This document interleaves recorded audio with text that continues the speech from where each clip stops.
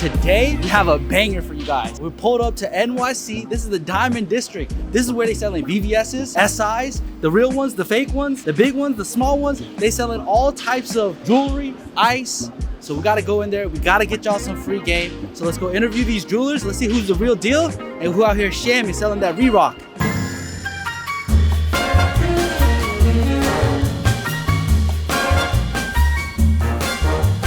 We got Moses the Jeweler, the GOAT. What up, players? How long you been in this game for? Nearly a decade now. How old are you? I'm 28. 28, yeah, that's really young. I feel like the last year, 2 years, you've had like this crazy rise, right? What do you think is the reason for that? Being genuine people and having a big heart. People want to come, but there's a good energy. People come here and they feel like the old outside world shut down for them. All the bad that goes outside, they come here and they feel good. We give with all of our heart and we give with love. This is the most important thing in the world. What is the worst buy you ever had? I had a lot. There was a Patek that I bought in the height of COVID and I lost close to 6 figures on that watch. What'd you buy it for and what'd you get rid of it for? 270,000 and got rid of it for like 180. You just take it to the chin. Take it to the chin. It's part of the game, baby. This game pays me every single day, so sometimes you gotta pay the game back. I feel like for younger kids, like my first loss was I got arrested. I got caught with 12 pounds. It was like 15 racks and I'm like, fuck. My boy's a young hustler, baby. I can't come up, right? How do you take it to the chin and keep going? Because that's a skill in itself. That's it. You gotta get up and understand, like I said this yesterday, I said you could take everything off of me, I still feel like I have profit because of everything that I have in my life. You know, forget the material stuff, all the people that I have, all the support that I have. You could take all of this away, this stuff doesn't matter at the end of the day. So when you take a loss, just continue going. What's the biggest flip you ever had? Also, in the 6 figures. How much you buy it for? How much you sell it for? Bought for, it was over $500,000 and sold for like close to 700,000. One piece. One piece, Richard Mille. Who bought that? The Illuminati? Illuminati bought that piece. We ain't asking nothing. Last question. So if you could go back to the 18-year-old version of yourself, you always had this energy? Always. Always. No, always. What's the one thing you would go back to yourself and say, like, hey, Moses, this is the one advice? There's no advice. It would be Moses, young Moses, I'm proud of you. We made it. Dreams come true. You did what you wanted. It all came to life. If you could show us one piece, can you show us one that you want to show? Over $500,000? This is my favorite piece, my grill. Rainbow Daytona factory. Boom. Rainbow. How much is this? Factory. I'm asking $525, which is very cheap for you. $525. $525,000. I gotta sell a fucking fuck ton of t-shirts to afford that watch. I'm coming back in about 5 years, y'all. One t-shirt at a time, player. Thank you, man. All the best, G. Love Thank you. You're ready, bro. All the best. God bless you. We're with the great Vandy the Dealer. I see you on Instagram. You got the $1 million smile. Thank you, sir. I appreciate Why it. is your smile so beautiful? It's about the energy inside also, you know? How long you been in the jewelry game? Over 20 years. Wow. How'd you get started? Just worked for someone and one day I decided I want to be on my own. I started selling from custom jewelry. Then I worked my way up selling silver, gold and diamonds, and sky's the limit. What do you think is the white spot for a kid that wants to start in the jewelry business? What should they go after? As long as you pick one certain area of the work that you want to be from all these areas and you focus on it and you start trading. I always say you have to trade. If you want to get better in this game, you have to trade. The more trade you do, it makes you to become better at the game. It's just a game. How do you become a good buyer? Because I see you be buying good. That comes from experience. You have to know how to deal with the people. What's the worst buy you ever had? I bought a lot of things wrong. What's the worst one? Someone switched on me. Oh, like they give you a fake watch. No, they showed me a real one and they just switched it. Wow. Pulled up with 30 goons or what? No, I didn't realize it after half an hour later. I opened it up, I look at it, I saw it's not the same thing, but it was exact replica. $25,000. Just took it to the chin. I mean, that's it. What am I gonna do? Yeah. I just learned my lesson. I always say, even when I lose, it's a win for me. Why? Because it becomes a lesson. You know, Okay. so Last question. If you could go back to the 18-year-old version of yourself, all the things you've accomplished, the $1 million smile, right? I'm sure the smile wasn't $1 million back then, right? it was always It was always million. It was always always million. up It's there. in you, not on you. What's the one advice you'd give to yourself? just be focused. In order for you to become somebody like successful, you have to stick to one thing. Don't try to do 10 different things. Pick one and see which one you really love to do, because when you love what you do, you become great at it. Don't ever force yourself because you hear something is good to do that. No, see if it's really for you, because if it's really for you and you love what you do, you're gonna become amazing at it. The best advice. You heard it here first. Vandy the Dealer. Mazalito. We're with the young buck. What I want to know is, if I'm coming up, what's the best entry-level watch You can't go wrong with Explorer 41 millimeter. with the Tiffany dial? This is with the factory Tiffany dial. You can also get them aftermarket, about 9 grand. How much is this one right here? This one, 22,000. What is the creme de la creme of watches? Show me the big daddy, the 50,000 and up. We got this factory set, rose gold 41 millimeter, Sundust baguette dial, How much is this one? 55,000. Sheesh. That is crazy. What is the first watch you ever sold? First watch I ever sold was actually a two-tone Datejust. And how much did you sell it for? I sold it for $5,700, reference 16233. I had a customer outside who was a dealer. He said if I needed one, found it from another dealer, made a quick couple $100. You're a young buck out here. You're like a tadpole. You're trying to get eat up by all these sharks right here, right? How do you survive? Just gotta hustle, bro. Just gotta be you. Everybody has their own character. You just gotta teach people. You gotta be respected. What would you say to like a 17-year-old that wants to do this and take this leap, right? You swimming with the sharks, dog. You're swimming with the big boys, and you still very small. How do you get that confidence and how do you push through? I have a lot of inventory, so I was very blessed and very lucky to have this stuff. A lot of people, they have to start from scratch. I was able to be put in this position that I have a lot to work with. You just gotta be competitive. You gotta be able to beat everyone's prices. When you can do that, that's when you get the customers. Well, I appreciate it. If they wanted to find you, you got Instagram? Watch.me. Appreciate it, bro. Thank you. Hey, how are you guys? How long you been in the jewelry game for? 2 years. What got you into selling jewelry? I like fashion and I love accessories, so it's matching good, you know. What would you say is like your niche in jewelry? Cartier, but also vintage Rolex Vintage. and stone dials. What type of watches age well and what type of watches don't age well? Submariner is aging well. What type of watches doesn't age well? I think it's a Datejust with a Jubilee bracelet. It doesn't age well. Datejust? Always need Viagra, this watch.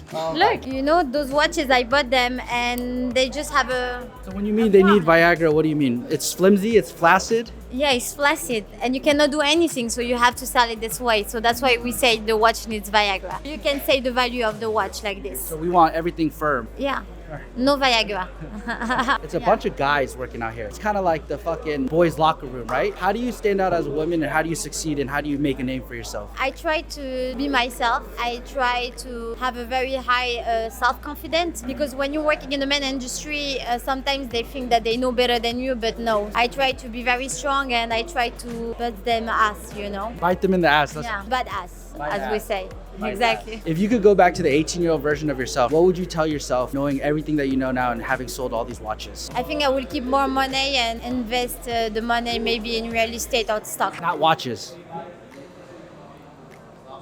Diversify. You don't buy a watch for an investment. You buy a watch for to enjoy it. Coming from a watch dealer, guys, it's a very deep answer. Let's say I'm a 17-year-old kid. I'm like, Juls, I got less than $5,000. I need a watch where I can take it and flip it. What's the watch? So you have this watch. Why? Because the dial is very original and look at the color. And also you have a patina on the dial. The bracelet is in good condition. It's flaccid or firm? It's okay, middle. Yeah. And you have papers on it. And on this one, we're asking 5,500. And this one, you can sell it for 6,500 easy. If they want to follow you, you have Instagram. What's your... Yeah, Watch by Juls, guys. Watch by Juls. It's me. Thanks. Usually I wear the hat, but I didn't know that you were coming, so I'm not wearing your hat. It's in you, not on you. It's Exactly. The energy is inside. It's Exactly. not about anything else. Exactly. Thank you so much. Thank you, guys. My boy, what's your name? Jacob, what's your name? Jacob, Eric. Eric, nice to meet you. There's a lot of Jacobs on this block. Yeah, Jewish name. Big shoes to fill. Very big shoes. You feeling them? Feeling them. I mean, by the chain, I can tell. Hey, you want to put it on?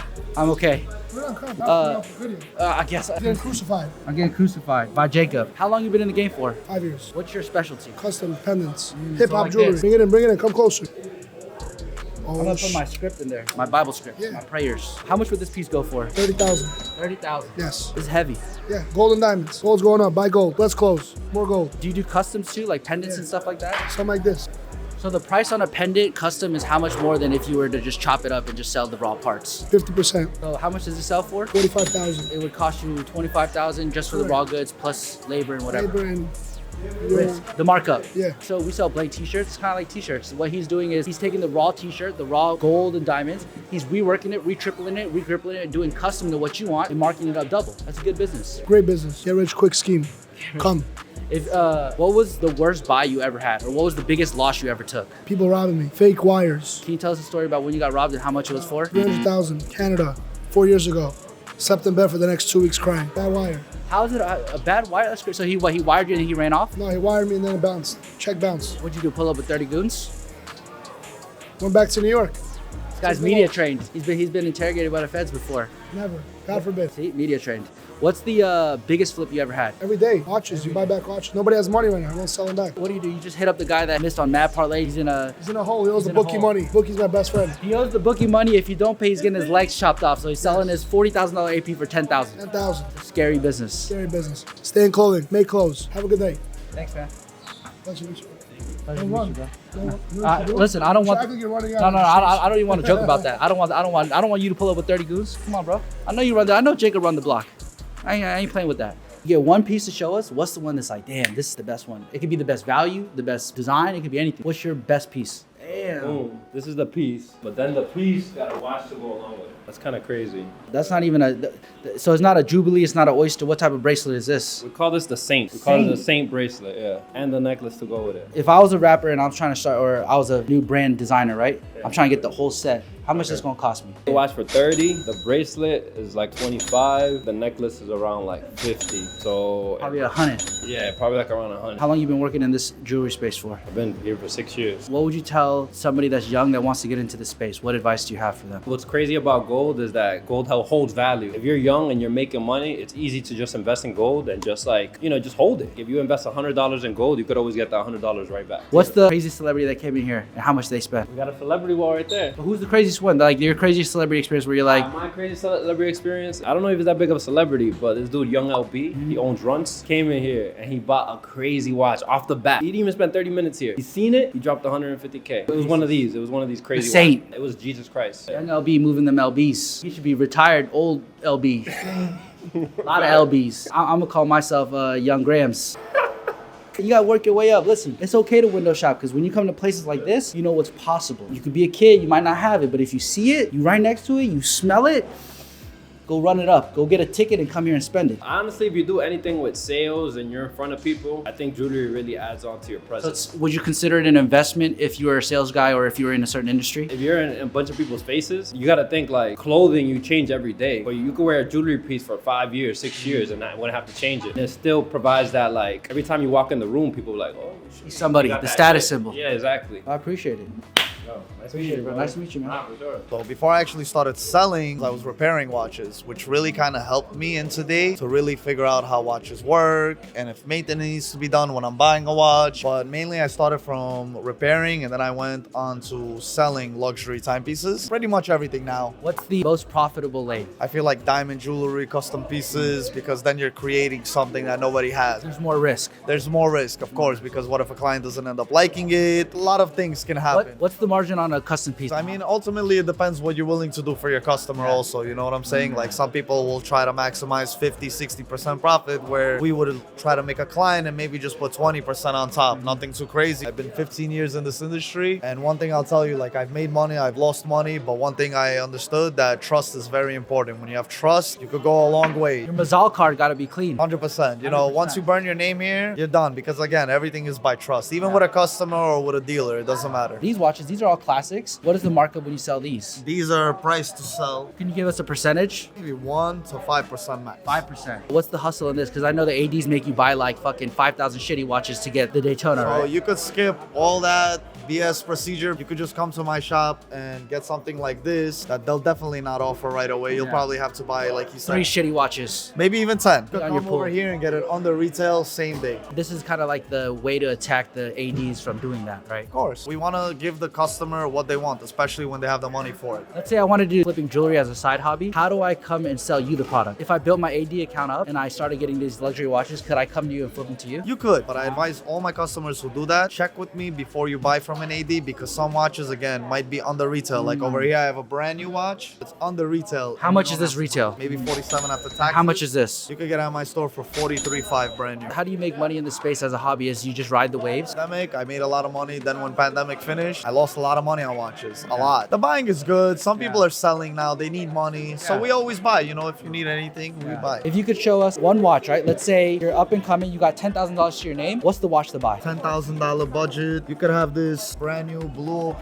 for about $9,000. Okay, now let's say like I got the fuck you money. I just got cashed fuck you out. money. What's the one I need? Either this Patek Philippe 5164R or this Royal Black Dial Chrono AP. I had a dinner meeting one time with the Illuminati and he was wearing this piece right here. How much is this? Something like this will cost you about 115 to 120,000. There's a price margin for everyone at the end of the day. That's what I love about watches. You know, you can literally find a Rolex for 3K. It might be older, but there's a starting point for everyone. And what I see from my clients is they'll buy something, they'll come back in a year, they'll trade and upgrade, which is what we do. If they wanted to find you, where could they find you at? You can find me at 64 West, 47th Street, New York, Watch Spot NYC. You could put that on Instagram actually. NYC. Cool. I appreciate it, bro. Thank you so much, man. For me personally, this is, I can't believe this is my job. I've been seeing a lot of videos. Just coming here and seeing the hustle and bustle and everything. The one thing I'm reminded of is, yo, just go sell some shit, dog. Just go sell some shit. It don't matter if you re-grip it. It don't matter if you re-trip it, re-flip it, re-grip it, redibble it, double it, whatever. Just buy something for 10, go sell it for 12. Shit, fuck it. Sometimes sell it for 8 and take a $2 loss. But guess what? All these guys in there, they keep shit pushing. They don't fucking stop. So that's the moral of the story when you come out to places like this, is like, keep it pushing, make $1, lose $1. But at the end of the day, take it to the chin and keep it moving. That's the word.